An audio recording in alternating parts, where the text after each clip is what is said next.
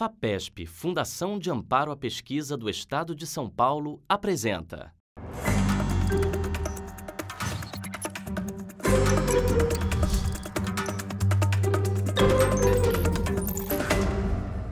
O Canal Futura tem trazido pessoas muito importantes na ciência brasileira para mostrar um pouco do que eles fazem e de como o seu trabalho influencia a nossa qualidade de vida, o progresso do país e a produção de conhecimento útil para o mundo inteiro.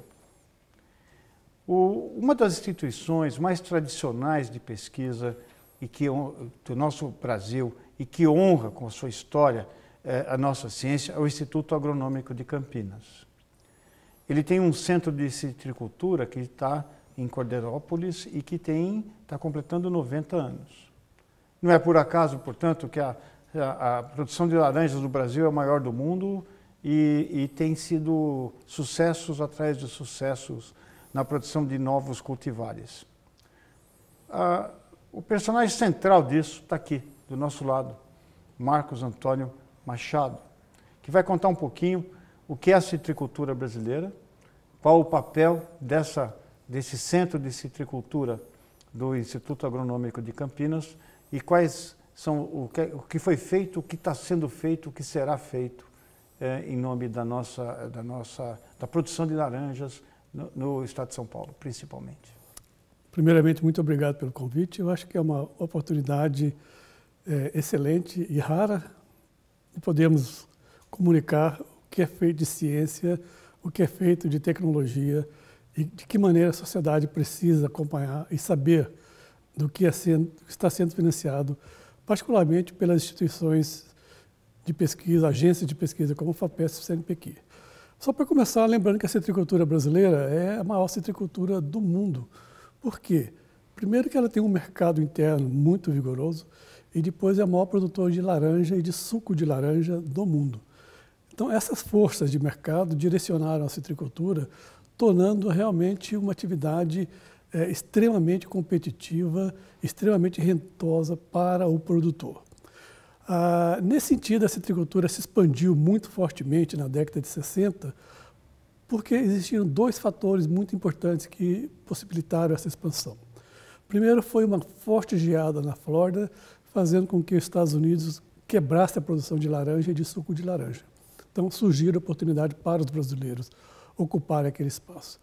E o segundo, talvez mais importante, era a existência prévia de tecnologia, de plantio, de variedades, de cultivares, de porta-enxertos, de tecnologia de produção, de processamento, que já havia sido desenvolvida pela pesquisa nos anos anteriores. Então, essa tecnologia ela foi aprimorada, está sendo aprimorada, porque à medida que a citricultura cresceram também os problemas da citricultura. Hoje a citricultura ela é afetada por diferentes pragas e doenças extremamente limitantes. Então, só por uma comparação muito rápida, em 2004 nós detectamos no Brasil a mais importante doença de citros do mundo. Apesar disso, nós conseguimos manter nossa produtividade e até mesmo aumentar nossa produção. Em 2005, a Flórida encontrou a mesma doença e a produção deles reduziu de 2005 para cá 75%. Então, eles praticamente saíram do mercado em função dessa doença. Então, os desafios da citricultura são muito grandes. Para isso, você precisa de recurso, você precisa de competência, você precisa de equipe. E esses recursos, normalmente, eles vêm das agências de fomento. E o que nós fazemos no Centro de Citricultura, no Instituto Agronômico? Nós procuramos desenvolver novas variedades de laranja, de tangerinas, de limões, de limas e novas variedades de porta-enxerto. Muita gente não sabe, mas a laranja ela é produzida sobre uma outra planta que nós chamamos de porta-enxerto. Então, por que fazer isso? Porque esse sistema radicular ele é mais resistente à doença, ele é mais capaz de captar água, ele é menos exigente em nutrientes. Isso permitiu que a citricultura migrasse no estado de São Paulo para regiões mais secas, como o próprio norte do estado de São Paulo. Então, essa tecnologia ela precisa ser constantemente melhorada, porque os desafios são crescentes. Então, nós temos desafios de ordem de doenças extremamente limitantes, de pragas e desafios de manejo, e até mesmo desafios econômicos, né? porque o nosso setor é muito concentrado, você tem poucas indústrias e muitos produtores. E o custo de produção aumentou muito, produtores pequenos saíram muito nos últimos 15 anos, a citricultura perdeu mais de 12 mil produtores em função dessa doença que é denominada Huanglongbing, do chinês, evidentemente, que significa dragão amarelo. E nós chamamos também de greening, o agricultor chama de greening. É uma doença que mata a planta e que, para produzirmos, nós temos que pulverizar mais ou menos 24 vezes ao ano para impedir que o inseto transmita a bactéria. Então, desafios dessa ordem exigem ciência, exigem tecnologia. Então, o apoio das agências de fomento, particularmente a FAPESP, no sentido de desenvolvermos tecnologia baseada em tecnologias de biologia molecular, de bioquímica, de biotecnologia, buscando entender como funcionam essas doenças, de que maneira esse conhecimento pode ser utilizado para tentar controlar essas doenças. Então, nós temos um exemplo muito concreto que foi promovido pela FAPESP desde a década de 2000, quando a FAPESP financiou o projeto Genoma Xylella. Nós participamos, fomos um dos laboratórios que participaram desse projeto, e daí nós, entendendo como aquela bactéria trabalhava, nós conseguimos estabelecer um mecanismo, uma estratégia de manejo da doença baseado de como ela funciona. Então, ela funciona como uma bactéria de trato respiratório, formando biofilme, e lembramos então que na medicina se usa muito N-acetilcisteína para liberar trato respiratório. Começamos a usar em planta e funciona maravilhosamente bem, porque o mecanismo de ação dessas bactérias é a mesma coisa. Formação de biofilme, bloqueio de vaso, no caso da planta, e morte da planta. Então, é um exemplo de como o conhecimento básico pode chegar no aplicado. Isso chegou tanto no aplicado que nós temos startups hoje dentro do nosso centro, promovendo esse produto, né, para que o produtor possa realmente utilizar.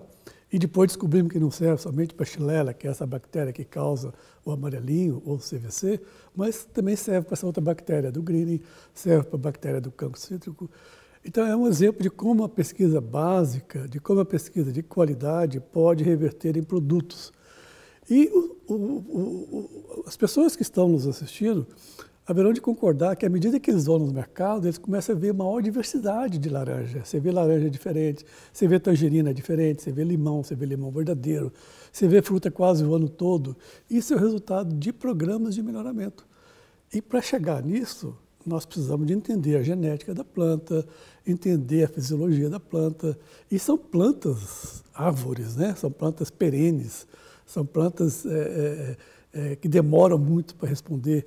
Mas, de qualquer modo, o que nós procuramos fazer é exatamente trazer pesquisa básica, conhecimento básico, para desenvolver novos produtos. Não geramos só papers ou só trabalhos publicados, mas procuramos fortemente transferir tecnologia.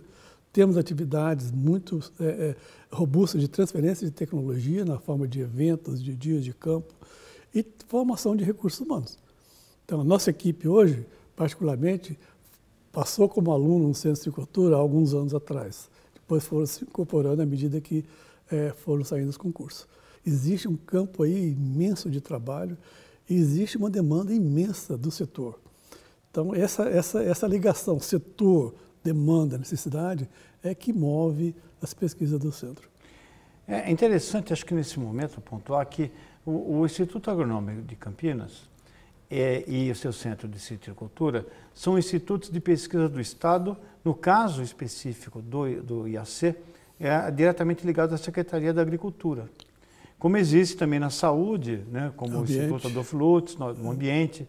Então, são instituições do Estado que fazem pesquisas já direcionadas de alguma forma para a formulação de políticas agrícolas no Estado de São Paulo e que, no momento, passam até por um momento difícil de reposição de claros, né? Mas eles conseguiram, graças à potência da pesquisa, continuar funcionando, atraindo jovens através dos mecanismos de formação de graduação e pós-graduação.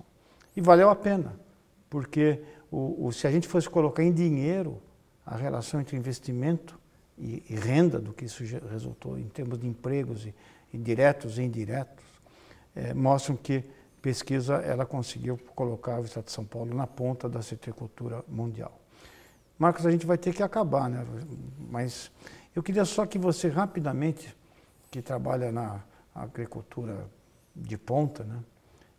Nós temos pouco tempo, você dizer uma mensagem muito curta sobre o que é ser pesquisador nessa área, como é que você chegou nisso, e porque pode ser que tenha alguém querendo seguir assim mesmo caminho, né?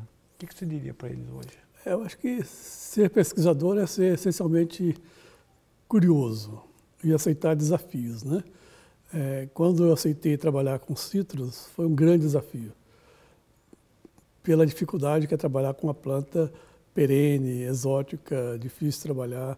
Eu poderia ter trabalhado com outra planta mais fácil, mas eu acho que o desafio e a curiosidade e a oportunidade é que fazem com que o trabalho de pesquisa seja assim, essencial. Eu acho que não escolheria outra profissão, não escolheria outra cultura. Quem quiser trabalhar, não só com citros, mas a pesquisa de um modo geral, vai encontrar ali uma realização de vida extremamente fantástica. Como é que essas novas variantes, né, de citros impactam na vida do produtor, do consumidor e da realidade econômica do nosso estado? Eu acho que quando a gente faz a pesquisa, a gente está pensando primeiramente do produtor, né? Que é aquela pessoa que vai multiplicar aquilo e que vai oferir algum ganho usando aquela cultivar. Mas hoje é impossível você pensar só no produtor, porque você tem que pensar no consumidor, porque os benefícios dos citros, eles são patentes. Então, os benefícios nutracêuticos de suco de laranja ou de outros citros, eles estão aí provados, comprovados que são bons para a saúde.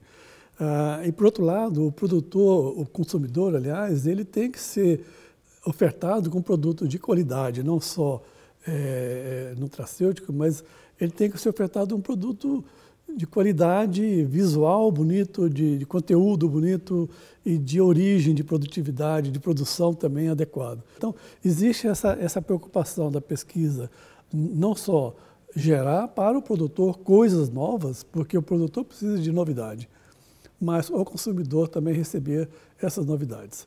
É uma transferência difícil, complicada, custosa, porque ninguém muda o gosto assim rapidamente, né? Mas quando você vê uma fruta bem embalada, limpa, saudável, sem resíduo de agrotóxico e com sabor, sem semente, você vai ficar fã daquela fruta. Isso se você gosta de fruta, é condicional, né? No estado de São Paulo, que é o maior produtor do Brasil, 98% dos cultivares de laranja, de citros que são plantados, eles são originados do Centro de Agricultura. Então nós temos cerca de 200 milhões de plantas, todas originadas lá do Centro de Agricultura. No Brasil, envolvendo aí Minas, Paraná, Bahia, Goiás, nós temos 93% dos cultivares plantados no Brasil são cultivares de citros originados do Centro de Agricultura. Então é uma transferência de tecnologia nunca vista numa cadeia dessa natureza. Bom, então vocês viram uma história importante e é legal saber que quando você está consumindo um citrus, o DNA de uma série de pesquisadores, inclusive do Marcos, está lá embutido, produzindo produtos de melhor qualidade, com menor custo, com maior, digamos, mais saudáveis e que menos necessitam de uso de defensivos agrícolas. Essa história honra o país e mostra como é importante você ter pesquisa de ponta, que saiba dialogar com a comunidade e produzir retornos imediatos e sólidos para a nossa população. Essa história vai estar guardada no Futura Play. Você pode vê-la mais vezes, a do Marcos e de todas as pessoas que passaram por aqui. Às vezes vai valer a pena a gente olhar de novo algumas das pessoas que aqui passaram, porque elas mostram um Brasil diferente daquilo que a gente está acostumado. Um Brasil que dá certo, de gente que trabalha de forma quase que anônima, mas de uma forma consistente e sistemática em benefício do semelhante. Um abraço para vocês e obrigado pela atenção.